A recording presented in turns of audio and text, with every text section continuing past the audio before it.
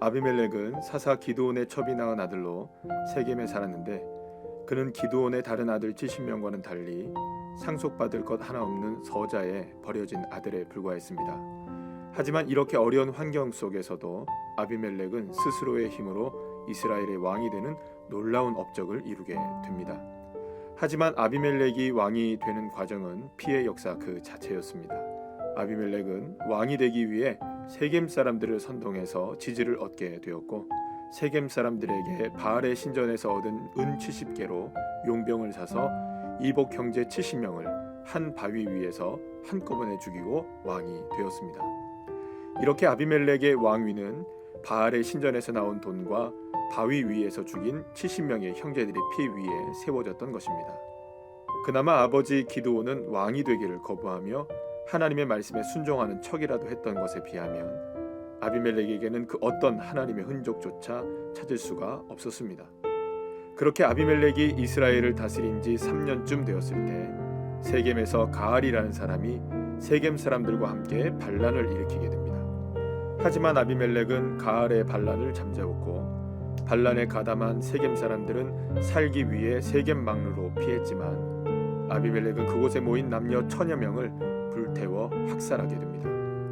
아비멜렉은 이 여세를 몰아 세겜을 완전히 장악하여 왕권을 더욱 강화하기 위해 세겜 북쪽에 있는 데베스를 공격했고 데베스 사람들 역시 데베스 망루로 피하게 되었는데 아비멜렉은 세겜에서와 마찬가지로 데베스 망대를 불태우려고 했습니다.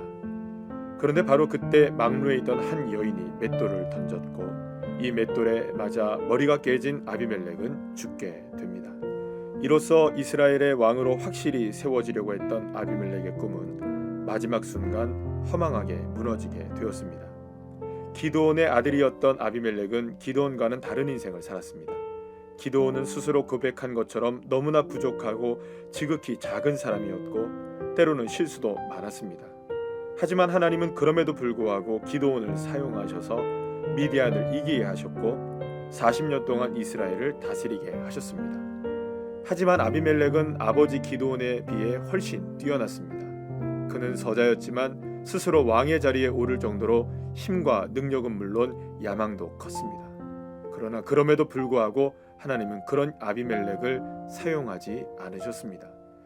결국 기드온의 연약함을 사용하시기도 하시고 아비멜렉의 능력을 사용하지 않으시기도 하시는 분은 하나님이십니다.